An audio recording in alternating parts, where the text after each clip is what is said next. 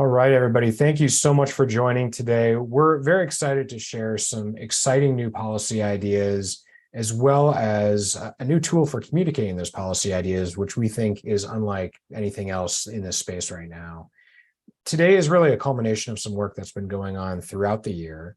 And I'm extremely grateful for the people who have participated in the many strategy group sessions that we've had going back to early this year, where we discussed different higher education and workforce development ideas that could be beneficial at the state level and at the federal level in order to get beyond the usual discussions that we've been having in this space. Before we get into more detail on what some of those policy ideas are, I just want to give some thank yous first to the strategy group members who made numerous contributions to this effort in writing and through their ideas that they shared in person at our groups. Thank you also to Steve, who's here in Stand Together, for their support of this effort, and to the team at AEI. We're doing something a little bit different than we normally do here, which I'm really excited about. But Rick Hess, Nat Malkus, and the AI education team, just want to thank them for their open-mindedness and their guidance, along with the RAs, Caitlin and Sean, who put a tremendous amount of work into not only editing all of the different ideas we're going to be talking to you about today, there are about 50 of them in all, but also their outstanding work helping me get the whole project off the ground through all the different internal approvals and all the things that we needed to do on the tech side to make sure this was possible. So thank you to them, as well as to the AEI's government affairs and comms teams who made this possible. Again, this is something a little bit new, a little bit different, and I really thank you all for being here today, and for everybody who was involved in this. Grateful for taking a leap of faith on this project. You know, when we started this, it began with a pretty basic and all too familiar premise that our national discourse is broken, and many of our elected officials are squandering their limited time that they have in office. Policymakers focus too much on a handful of divisive issues while neglecting achievable, modest wins that would help students if they were just a little bit more focused on what they're for rather than whom they are against. And as a result, we see our major institutions increasingly failing to serve us, which is exemplified in higher education by the cost of post-secondary ed and the difficulty that we're having across the board connecting people and careers. You know, there's plenty of debate today in higher ed on whether to make college free, but we don't talk near as much about the fact that colleges and universities have every incentive to raise prices, but often lack the ability, if they want to limit borrowing for things like student living expenses. There are also strong feelings on both sides about whether an education in the liberal arts or in career preparation is better. But the debate rarely focuses on whether it makes sense to have one law to fund higher education and a separate one for workforce development, each written decades ago and managed by a separate cabinet agency. One reason that we may be struggling, we think, to make necessary improvements to these systems is that our public policy pipeline fails to connect policy research with policy making. Policy researchers, whether in academia, groups like AEI, or the private sector, we like to talk about ideas in the form of white papers and op-eds and other things that make sense to us. And these things are necessary to fully flesh out a concept, offer evidence for why a certain course of action is the correct one. But all too often, the published product, even if it might be intended for policymakers, is not always relevant to their current work. Meanwhile, those policymakers, people who work for governors, members of Congress, rarely have the time or the inclination to read those academic products. And it's understandable because a policy staffer on the Hill, for example, might have several different policy areas they're responsible for, and often must spend much more time on the mechanics of policy enactment rather than, or maybe negotiating over the details, rather than big blue sky ideation. Personally, I get it. I've seen it from both sides. I know the time constraints you're under being in government, and how hard it is when I reach out to people like Aaron and Steve and the folks at AEI when I was not at AEI to ask them for all of the ideas off the top of their head on the specific topic we happen to be looking at right now in government. That's tough. And it's also tough being at AEI, trying to communicate ideas to people on the Hill or people in state capitals when there's so much, not just policy discussion at work, but also the politics that you have to navigate. And so trying to bridge those two worlds is something that we've talked a lot about. And this is not about lobbying. This is not about anything like that. It's just about communicating these specific ideas contained within perhaps a large white paper or more academic work into something that policymakers can more easily use. So, while those policymakers are often unable to go deep into the literature, the data, because they just don't have the time, researchers rarely get specific enough to tell policymakers which provisions of law should be changed to implement their ideas. So let's bring those those two worlds together, and hopefully that can help build trust in our elected officials and the work they're doing, as well as our key institutions, and make it a little bit easier to solve the next round of challenges if we've built a little bit more trust on the front end. Those, when that doesn't happen, though, the flaws can make it much tougher for open collaboration. And so that's what we're trying to build here through these ideas and through the way we're communicating them.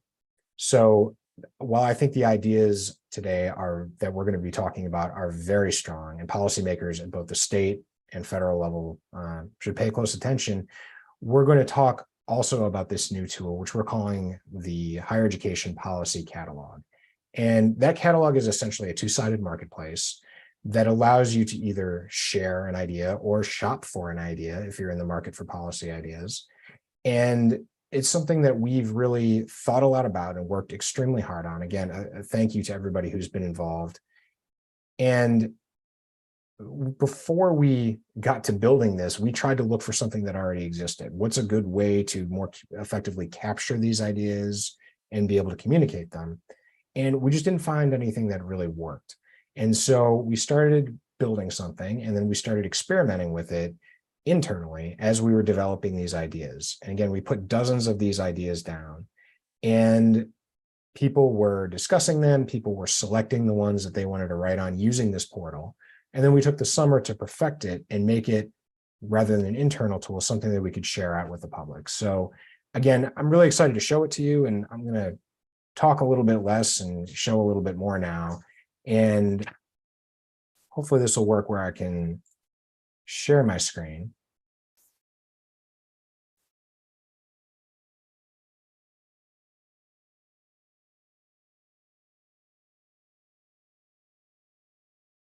Okay, hopefully that is being shared. I see a thumbs up from Aaron and Steve, thanks.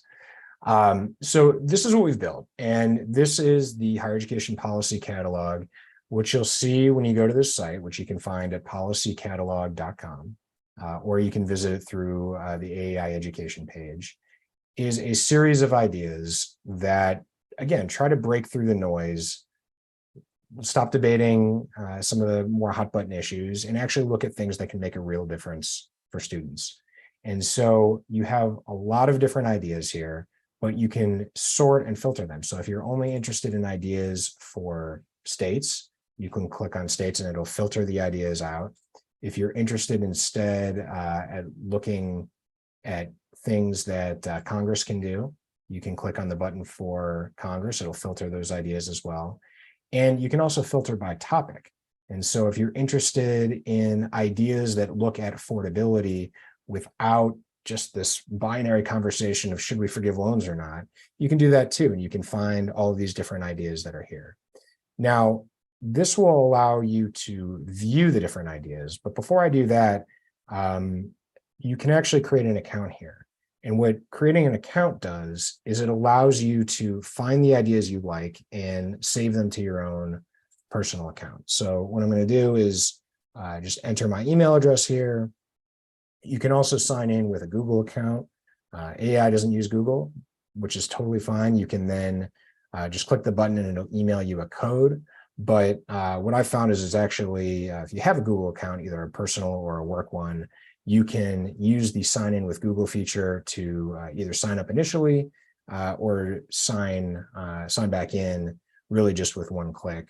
And so if I can hopefully get that code to my email.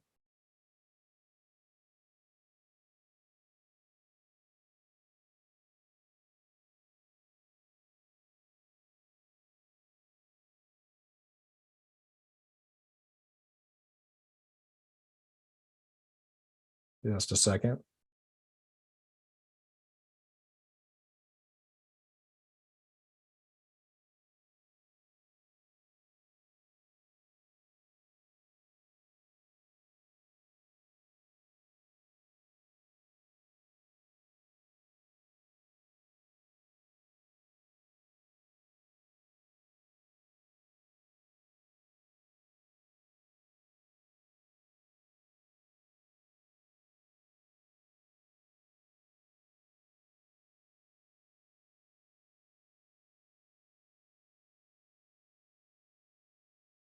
Naturally, we tested this right before and it worked just fine, but let's just try one more time entering the email address.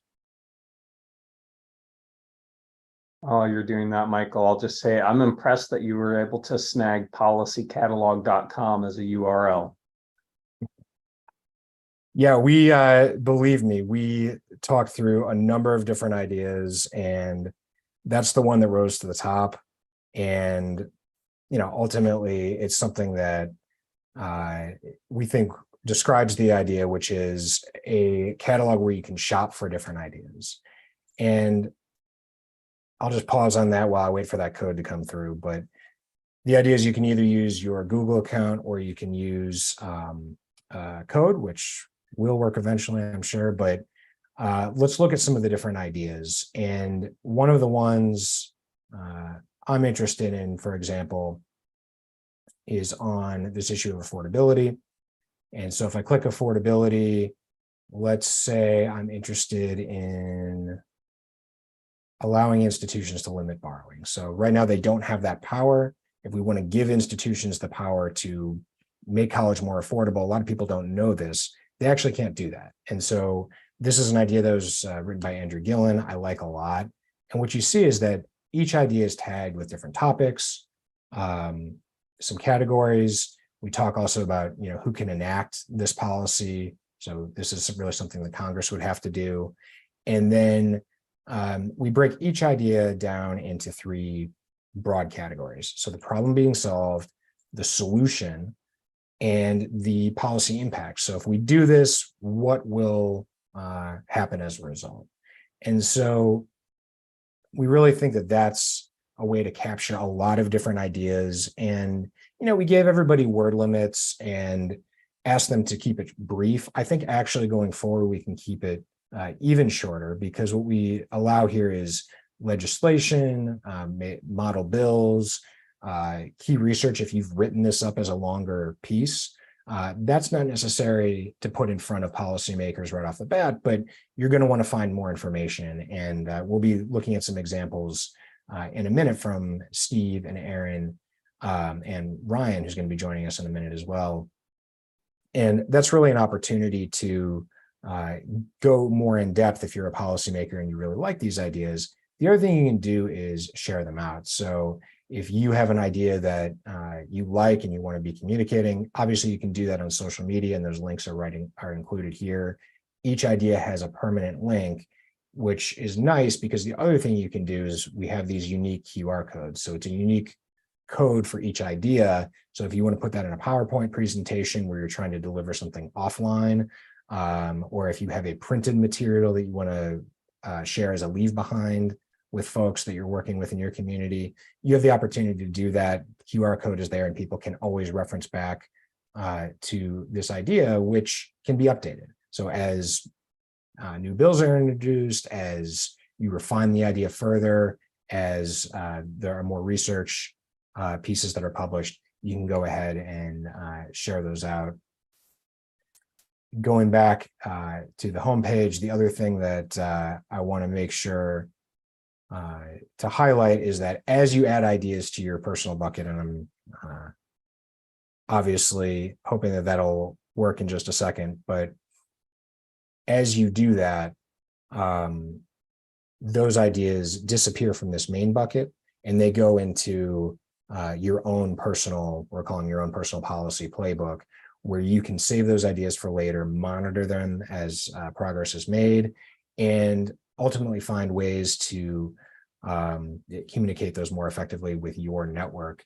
The other thing is, as people like those ideas, we can see the tally. And so eventually, as people create accounts and find the ones that they like the best, we'll let everybody know which ones are rising to the top and getting the most attention. And that'll hopefully provide some feedback for the authors as well. In the macro level, which are the ideas that are getting the most attention. So with that, I do want to wrap up this part of the conversation and go in depth and talk about some of these specific ideas, because while we think this tool is really exciting, it's ultimately about the ideas. We have, again, close to 50 ideas on this site right now, but we want to talk a little bit more about some of those specific ideas. And so we're going to shift gears now and ask Steve first to talk about some of the work that he's done. And I'll stop sharing so that we can let him do his thing. But Steve has been looking at alternative financing models, and I'm just really excited about the idea that he put together. So I'll turn it over to Steve. Great, thanks, Michael. Yeah, one of the things that I've been really interested in and have been driving the Stand Together Trust portfolio toward is this idea of alternative or innovative finance models. And that's really guided in the fact that the current system, the current subsidies that we have for post-secondary education or higher education are really, they're misaligned. The incentives are all wrong. Those who benefit most are institutions. The current system does little to drive down cost or improve outcomes. And it's actually distorted true demand for college compared to college alternatives, or has really limited the ability of individuals to make trade-off decisions between the subsidized college-going pathways and the unsubsidized college alternatives. And that's an area, really important to me, is especially as we think about this more integrated education and workforce system. We see a lot of momentum these days around changing the demand signals in the marketplace about what's valued. You see states now, we've got 17 who have removed degree requirements for public sector jobs in some way, shape, or form. But to meet that demand and to meet that sort of new signal, we've got to improve the supply of those alternative education options. We can't do that if the current funding system doesn't allow people to pursue those alternative options, though. So we need this whole robust marketplace of innovative finance models or options. So really, I've been focusing on about 3 different innovative finance options that some have been around for a little while. They're still maturing. They're still developing the proof points. Others are sort of early stages or have demonstrated promise, sort of at a local level and have the potential to scale. So the first is income share agreements or pay it forward funding models. Income share agreements, or ISAs, are one of those innovative finance models that if you talk to folks, they either love them or they hate them. And they've received quite a bit of flack early on. And I think one of the things that I've seen with income share agreements that I love is this idea of de-risking the pursuit of education for the learner, because they're not absorbing that full risk. When they take on an income share agreement, the funder has really taken the time to do the due diligence on the education program, to really study the cost of the program, the outcomes that the program will deliver, and then help that learner understand whether or not that's a valuable option with a positive return on investment. Because these innovative finance or ISA funders are really only going to invest in these types of programs that produce a positive result for the learner as well. So it's sort of a market signal to a learner, as well as a finance option to pursue college or college alternatives. The reason that they've experienced some pushback or there's some hesitation is because it's a new model. It's not regulated per se in the same way as loans. With new models, you don't have a ton of data or user experience, and so you're building initially from a number of anecdotes to sort of form that empirical data set or that base of knowledge. But we're supporting some efforts, we being Stand Together Trust, supporting some efforts around ISAs because we do think they show promise. We want to see the potential for them to scale. The early data that we are getting is that they produce pretty equitable outcomes, that the financing terms are pretty even across various demographic groups. And so it dispels some of the myths that are out there. And so that's one area that we're going to continue to push forward. There are certainly some federal and state reform opportunities there. At the federal level, there is bipartisan legislation to really sort of codify the ISA operating space, which is extremely necessary because right now ISA providers operate really with almost no clarity and no consistency in the regulatory space. Right now they could be regulated by the Department of Education, FSA chief. They could be regulated by the Consumer Financial Protection Bureau. There really aren't clear guardrails in terms of whether or not they're treated as traditional student loans or some alternative loan. And so there are efforts underway federally and then in several states to educate lawmakers on ISAs, the terms, the appropriate consumer guardrails and protections, and then the benefits of those models. Another really promising innovation is matched education savings plans. And it was a couple of years ago, I first got turned on to this group called Earn to Learn, which is in Arizona. As I got to know more about their offering, I was just blown away by both the model and the outcomes that they produce. So Earn to Learn is a matched savings plan where individuals save up to $500 a year, and they receive an 8-to-1 match from public-private investment. And the great thing about this is it's incentivizing personal sort of responsibility and savings, and then at the same time rewarding that personal responsibility and savings with this match to help these students pursue post-secondary education. And a critical component with Earn to Learn is that these students also get financial literacy coaching. So they're learning about student loans, they're learning about education finance and options to finance their college education, as well as thinking about the outcomes of that experience and the degree that they're pursuing so they can make those sort of quantifiable decisions about the cost versus the value. And what we've seen with Earn to Learn has been just astounding. So they've had a few thousand students go through the Earn to Learn program in Arizona. Of those students who are Pell eligible and use or go through Earn to Learn, they've got about an 80% Pell eligible completion rate for bachelor's degrees, compared to about a 40% national Pell completion rate. So just outstanding. And more recently, they're now moving into the college alternative space. So they're now looking at how they can help learners, 18 to 24, adult learners, start to pursue things like career-oriented certificates and non-degree pathways using these Earn to Learn funds. And so this has been great to help students persist, succeed in a traditional environment. And now we're going to look to see if that can scale to college alternatives, help reduce the need to take on debt, and bring this sort of workforce focus as well to a couple of other states.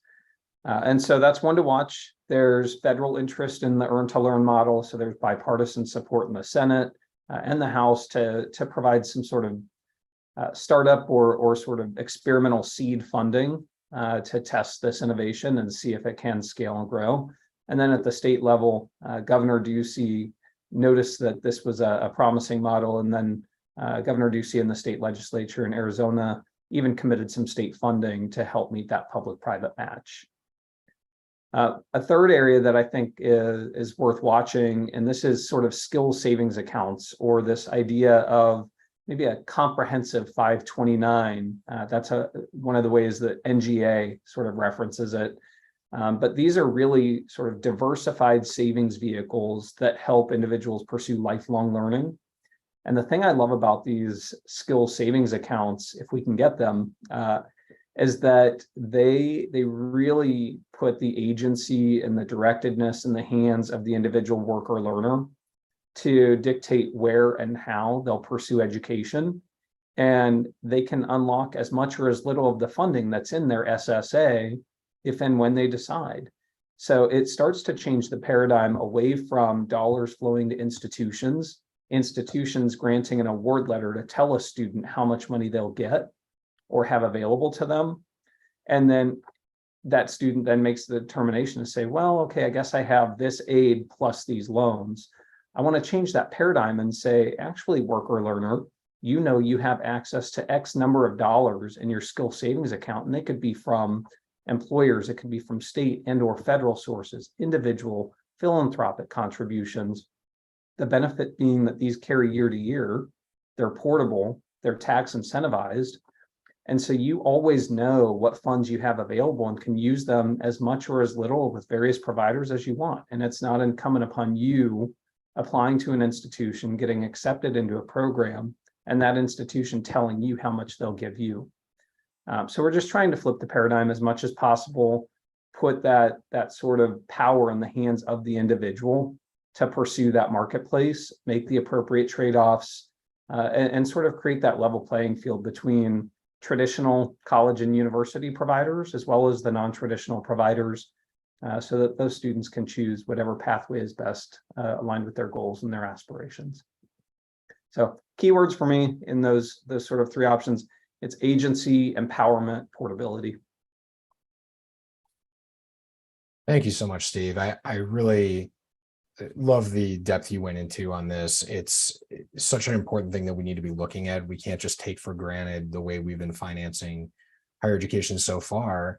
We have to experiment with new models, and regulators, policymakers, understandably might not want to go huge from the beginning, but if we can look at some of these modest ways to experiment and allow for some innovation to happen in the space, then that's really the only way we're going to come up with new models that work better for students and continue to work well for institutions. And let's not forget taxpayers who are on the hook for most of this. So thank you, Steve. I'm going to shift gears now to Aaron, and Aaron is going to talk about community colleges and really some of the great work that has been happening in no small part because of her work in the state of Texas, looking at innovative ways to fund community colleges and ensure that those taxpayers who I mentioned are getting their money's worth.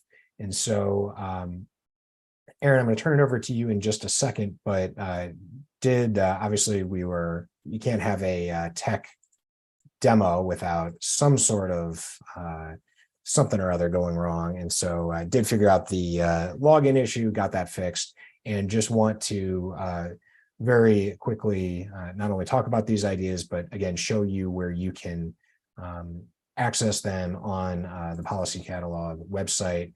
So, here we have Steve's idea which is laid out, again, the problem being solved, what is the solution, what is the impact, and then some legislation that he mentioned, as well as some other research and other bills that have been out there in Congress, ways that you can go much more in depth if you want to, but here's your starting point. And again, you can add it to your policy playbook. I've also, in my policy playbook, gone ahead and added Aaron's ideas. So Aaron, I'm going to turn it over to you in just a second, but let me just open up your idea as well. So community colleges, and funding them based on outcomes. So again, on your own personal site, this is something you will only be able to see once you're logged in, but then you can add your own personal ideas, create your own buckets of ideas that you're most excited about. So just want to show this briefly, and then I'll show it one more time for our third presentation. But right now, Aaron, I want to turn it over to you to talk about this idea. Thank you, Michael, and thank you, Steve. I'm really honored to be here and chat with you guys about a few of the things we've been learning about here in Texas, and hopefully can provide some ideas for people in other parts of the country, and just kind of give you a little bit of background. A lot of what Steve just said is exactly spot on as far as the incentives go in higher ed, and that goes for community colleges as well. And so while the idea I'm presenting here has more to do with institutional funding models, I want to just start by saying one of the reasons I think it's been working for over a decade in Texas, and I'll talk more about that, is because this kind of model better aligns the institution's incentives with the students' economic well-being on the other end. So if you're going to be talking about institutional funding, I think that's a key piece of it. And so what I'll just start with is by saying that Texas has a unique system.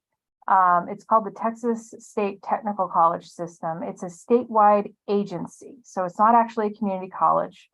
They have 10 campuses across the state. It's publicly funded.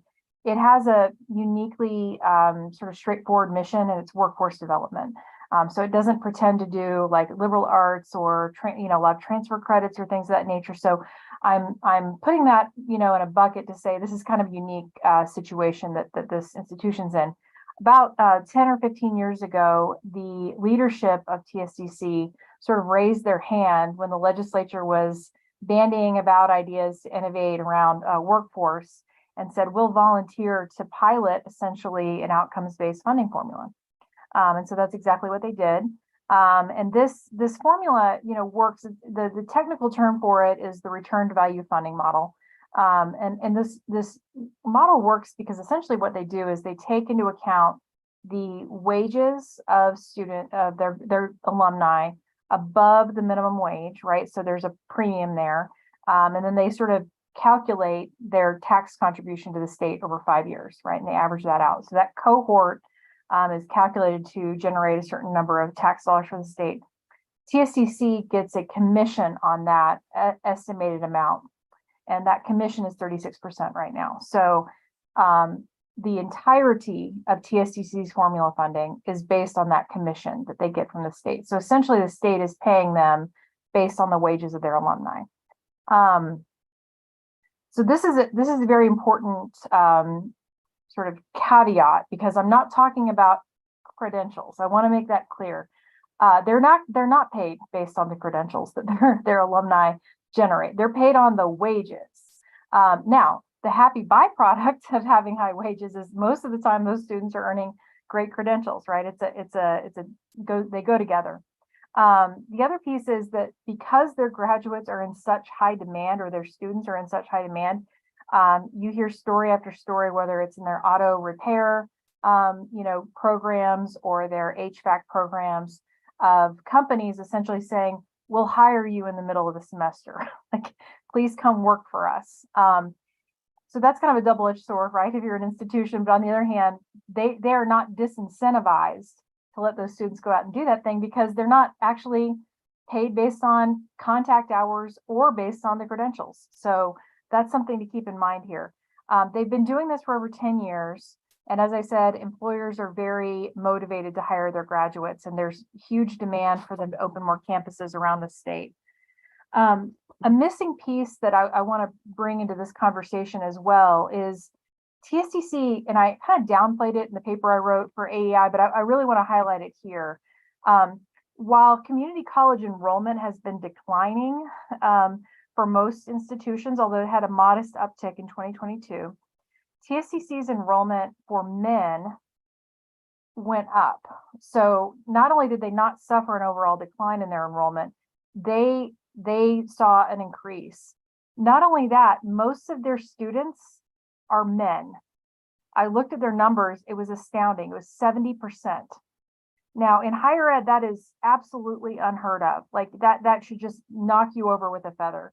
Something that they are doing is appealing to young men who are signing up to take these programs. And I think that's something for all institutions to kind of pay attention to. As we talk more and more about the men who are neither in labor force nor working, Nick Eberstadt's work has been illuminating to us on this. I think this is an important key to that conversation. And so when we're talking about outcomes-based funding, there's kind of two ways to do this in Texas. One is the wage-based commission that I mentioned through the return value funding model. Another is through an outcomes-based formula that essentially is based on a list. The way this was first pioneered in Texas was in 2019. The Texas legislature passed an outcomes bonus for college, career, and military readiness for K-12. And so this was essentially to incentivize school districts to help students meet certain benchmarks or indicators for college readiness or career readiness or military readiness. On the career side, they had a benchmark where a student would earn a certain credential from an industry-based credential list, and that would count towards the bonus the district would get. Essentially, this model is what has been adopted in legislation passed this last session in HB 8. The community colleges are now going to be getting funded for a performance bonus based on students achieving certain credentials from a credentials of value library. The coordinating board will essentially curate and publish every year. And so these credentials of value have to have some connection to wages, right? They take into account student wages, they take into account the cost of the program, et cetera. And then there's an additional bonus on top of that for either placement or in the field or for an acceptable proxy if the data doesn't exist. And so currently the coordinating board went into emergency rulemaking and adopted their bonus list for high demand fields now, and we have that. And I would just say that what I, based on the fact that we studied the K-12 experience closely, I would say there are some opportunities on the higher ed side to tweak what they've accomplished, which is a massive deal. One of them is to consider, instead of the placement metric or instead of the list, to maybe take wages into account. And the reason I say that is because it is agnostic as to the student's field of study. It simply incentivizes wages. And actually, if you're a student, it probably shouldn't matter to you whether or not you got this certificate or that certificate. What matters to you is the job you get and whether or not you're making a good wage. And so I think that there will be more direct feedback from the market if you look at wages versus the credential list, although the credential list is a step in the right direction. So that's kind of the big picture. I see kind of two models, two paths forward essentially for outcomes-based funding. One, as I say, is more of a return value funding model that's based on alumni wages strictly, and the other, which is based on a curated, centrally managed list. And so states can learn from the different, experiments we've got going on in Texas and make their own determinations. But that's basically the overview, and I'm happy to dive into more details if you guys have questions. Thank you so much, Erin. And we're going to go next to Ryan Craig, who's going to talk about his policy idea. But before we do that, just want to jump back one more time into the portal, because I really like what Erin shared, but I also like her other ideas. She's got a lot of great ideas, and we're fortunate enough that she shared some of these ideas.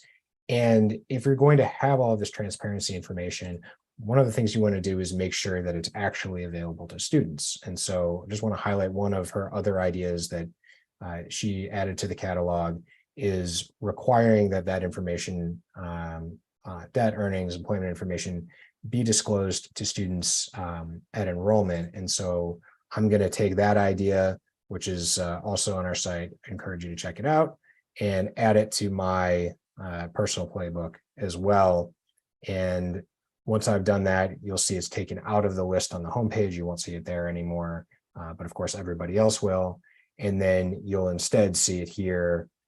You can read more on that specific idea. You can remove it if you want. And there's a lot more that you can do, again, to go out and share it with other folks. But you can see that I've also added one more idea to my playbook, which is Ryan Craig's idea on federal work study. This is something I've talked to Ryan a long time about, is making work study more useful for students. And I'm really excited that he's told us a little bit about his experience looking at all of these different education pathways. I know he's got a book coming out that I know he won't mention on apprenticeship, which is one of these pathways that's getting a lot of attention right now.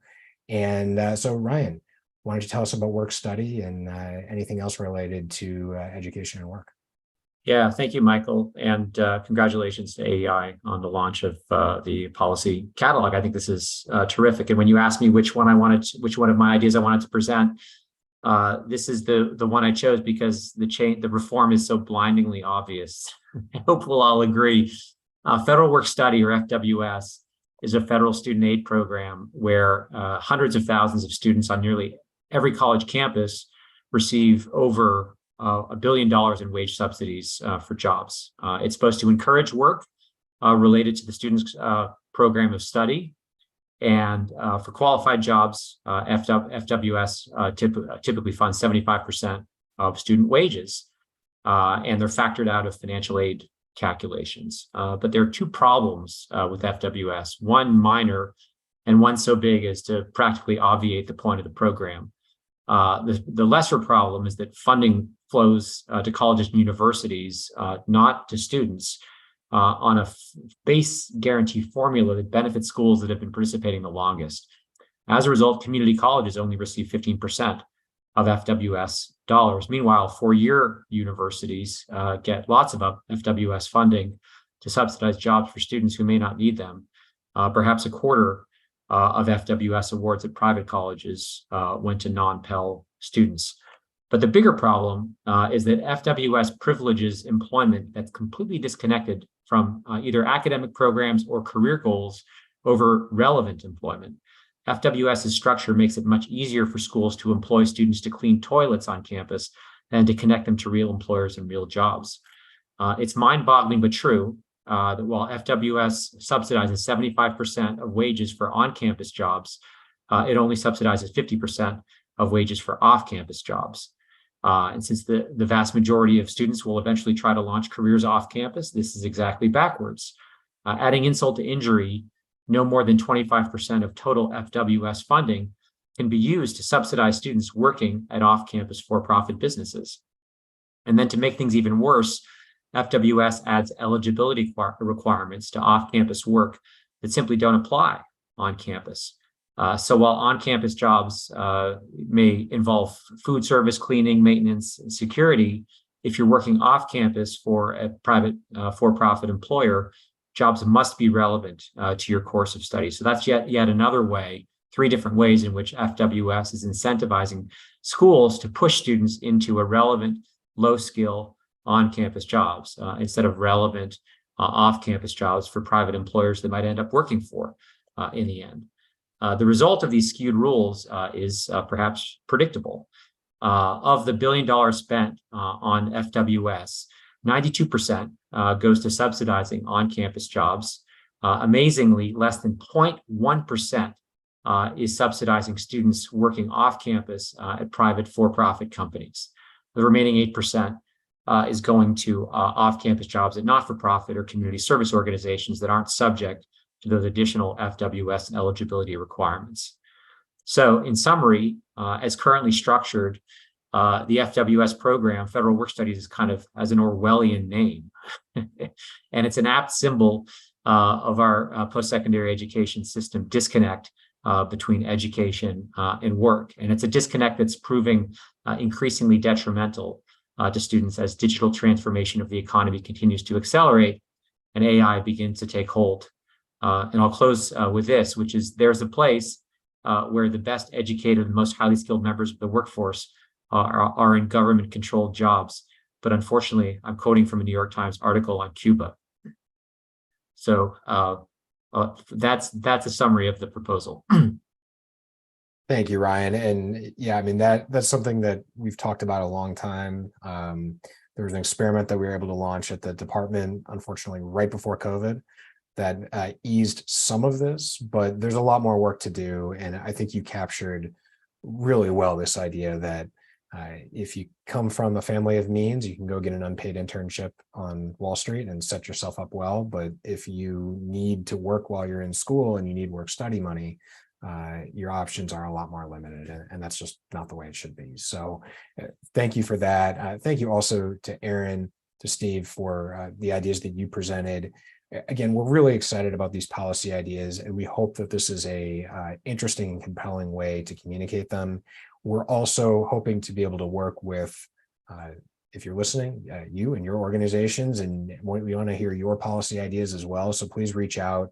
To us, if you're interested in learning more about these policy ideas that we've been talking about today, or any of the others on the site, we want to be a resource to connect people and good ideas. And so we want to be able to put you in touch with the authors of these pieces, or anything else that would be useful to you if you think that this is something that your organization would like to pursue, or that you'd like to advocate for in your state or in DC. So again, we will be that connective point anytime, just ask. And certainly if you have ideas you want to contribute, we want to talk about that as well. And we're open to ideas from across the ideological spectrum, the ideas to get wins for students, particularly ideas that right now are unfortunately are flying below the radar because all we're talking about is loan forgiveness and a handful of other things. So again, thank you for joining us here today. Please check out the site. We're going to monitor the ideas that are getting the most likes. So go out and like your own ideas, Aaron, Steve, Ryan. And of course, please share them with your networks so that others will do the same. And we'll keep people posted on the ideas that are rising to the top.